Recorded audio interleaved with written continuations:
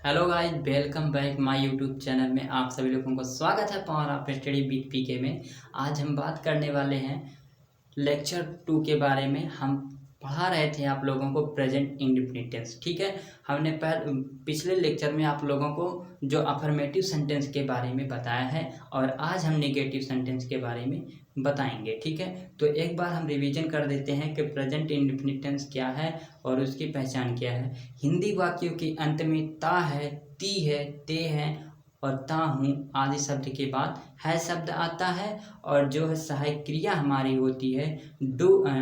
सहायक क्रिया, हाँ यहाँ याद रखिएगा, अगर कोई व्यक्ति पूछता है आपसे प्रेजेंट इंडेफिनिट टेंस की सहायक क्रिया क्या होती है, तो सहायक क्रिया डू और डज होती है। क्या होती है? डू और डज होती है।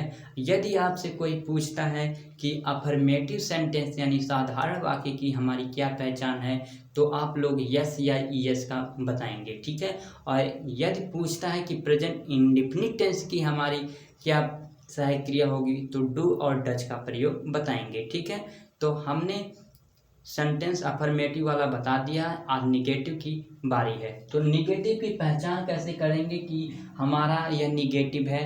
तो जब वाक्य के बीच में या जब वाक्य के बीच में कहीं पर भी नहीं शब्द आता है तो वह हमारा नकारात्मक वाक्य होगा। कैसा होगा? निगेटिव होगा। ठीक है, और अगर सहायक क्रिया की बात करते हैं तो डू और डज इसकी जो है सहायक क्रिया है। क्या है? डू और डज है। ठीक है, अगर बात करते हैं डू कहाँ पे और डज कहाँ पे प्रयोग करते हैं, तो एक वचन कर्ता के साथ एक वचन यानी कि ही, यहाँ पे हम लिख देते हैं। ठीक है, ही सी इट और नेम किसी का नाम हो तो वहाँ पे किसका प्रयोग करते हैं? डज का प्रयोग करते हैं। किसका? डज का प्रयोग, डच का, यानी कि ये हमारे सब कितने हैं?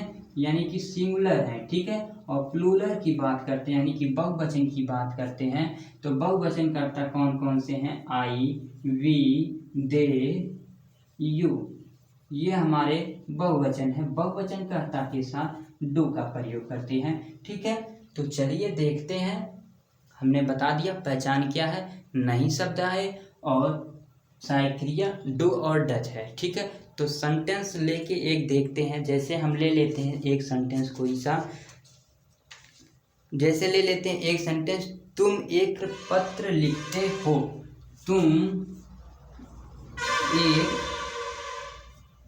पत्र लिखते हो। तुम एक पत्र लिखते हो। ठीक है, यहाँ पे ये तो हमारा साधारण वाक्य हो गया ना। तुम एक पत्र नहीं लिखते हो, तो यहाँ पे आप लोग बीच में नहीं शब्द का प्रयोग कर देंगे। ठीक है, मैं लिख देता हूँ, तुम एक पत्र नहीं लिखते हो। तुम एक पत्र नहीं लिखते हो। ठीक है, ये हमारा सेंटेंस हो गया। अब सेंटेंस के जरिए हम जो है रूल को बनाने का प्रयास करेंगे। ठीक है, तो ये हमारा सबसे पहले सेंटेंस की पहचान। सबसे पहले हम यहाँ पे देखते हैं टेंस हमारा कौन सा है। टेंस की पहचान करने के लिए ता, ती का होना जरूरी है।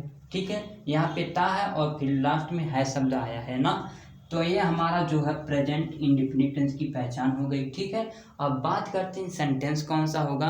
तो सेंटेंस हमारा जो है वह बीच में या नहीं शब्द का प्रयोग किया गया है, तो हमारा सेंटेंस जो होगा निगेटिव होगा। ठीक है, अब यहाँ में हम बात कर लेते हैं सब्जेक्ट, ऑब्जेक्ट और वर्ब के बारे में। तो सब्जेक्ट हमारा क्या है? यू, यानी कि तुम, ये हमारा सब्जेक्ट हो जाएगा। जिसके बारे में बात की जाए, एक पत्र यानी कि तुम एक पत्र नहीं लिखते हो, तो यहाँ पे अगर हम बोल देते हैं कि कौन एक पत्र नहीं लिखता है, कौन एक पत्र नहीं लिखता है, तो जवाब आपका आएगा तुम, यानी कि यहाँ पे तुम हमारा यू जो है वह एक पत्र नहीं लिख रहा है। ठीक है, तो ये हमारा सब्जेक्ट हो जाएगा।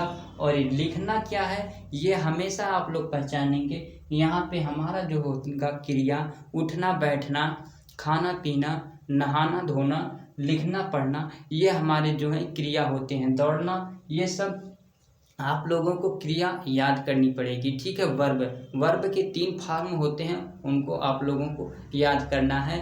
और एक हमारा होता है वर्ब की फर्स्ट फॉर्म में आईएनजी का प्रयोग, उसे जो है कंटिन्यूअस में देखेंगे, ठीक है। तो यहाँ पे लिखना हमारा क्या हो जाएगा, वर्ब हो जाएगा, ठीक है, वर्ब हो गया। और यहाँ पे एक पत्र की बात करते हैं तो ऑब्जेक्ट हो जाएगा, ठीक है। अब हमने कल आप लोगों को बताया था जो रूल, वही रूल को हम फॉलो करते हैं। यहाँ पे रूल 2 हम लिख देते हैं, ठीक है। रूल 2 के बारे में बात करते हैं। सबसे पहले हमने किसे लिखा था, सब्जेक्ट को लिखा था, उसके बाद किसे लिखा था, वर्ब हमने लिखा था। तो यहाँ पे वर्ब ना लिख के आप लोगों को सहायक क्रिया यानी कि हेल्पिंग वर्ब के बारे में लिखना है। तो यहाँ पे हेल्पिंग वर्ब की बात अगर करते हैं, सब्जेक्ट प्लस डू और डज है, डू और डज है, और डू और डज, उसके बाद नॉट शब्द आएगा, नॉट नॉट, उसके बाद वर्ब आएगा, वर्ब आएगा और प्लस का ऑब्जेक्ट आएगा। अब ये देखते हैं हमारा जो है फार्मूला सही है या फिर गलत है। तो सेंटेंस बना के देखते हैं। अगर यहाँ पे हमने तुम की बात किया है तो तुम के लिए क्या, यानी कि तुम क्या सब्जेक्ट है, तो सब्जेक्ट हम यहाँ पे लिखेंगे, तुम की मीनिंग जो होती है यू होती है। तो यू और प्लस का डू और डज, एक वचनकर्ता के साथ, एक वचनकर्ता के साथ डज का प्रयोग और बहुवचनकर्ता के साथ डू का प्रयोग करते हैं। तो ये हमारा कर्ता जो है बहुवचन है, तो यहाँ पे किसका प्रयोग, डू का प्रयोग करेंगे। और नहीं शब्द आया है यानी कि निगेटिव का प्रयोग किया गया है, तो डू नॉट का प्रयोग करेंगे। उसके बाद लिखता है, क्या नहीं लिखता है, तो you do not, you do not, you do not, उसके बाद लिखना क्या, राइट, WRITE, राइट, ए क्या, letter, a letter, LETTER, letter, यहाँ पे फुल स्टॉप लगाना नहीं भूलेंगे।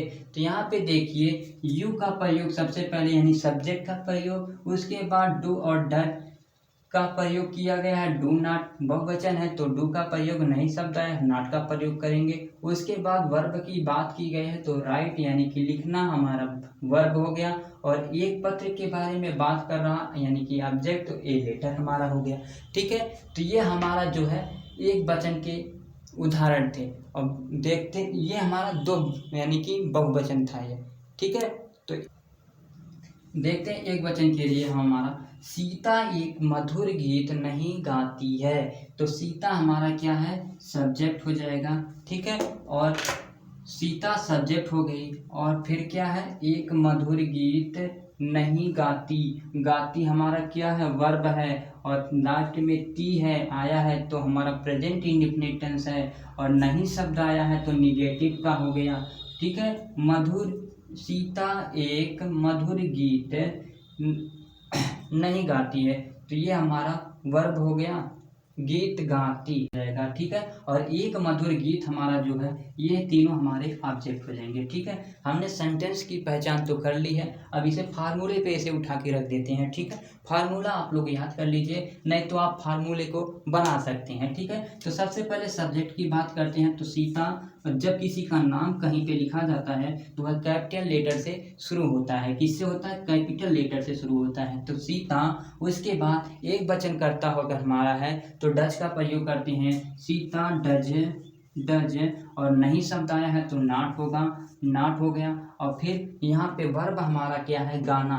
तो Sita does not sing, sing means गाना होता है, ठीक है। सिंग ए क्या, एक मधुर गीत। तो Sita does not sing a sweet, sweet song हो जाएगा, सॉन्ग, ठीक है। ये हमारा जो है एक वचन का बन गया, ठीक है। इसी फार्मूले पे आप लोग उठा उठा के रख दीजिएगा, आप लोगों को आसानी से सेंटेंस हमारा जो है बनता चला जाएगा, ठीक है। आप लोग एक इसमें और एक कंडीशन रहती है, नेवर यानी कि कभी नहीं, जब शब्द आए तो उससे कैसे बनाते हैं उसको भी देख लेते हैं, ठीक है।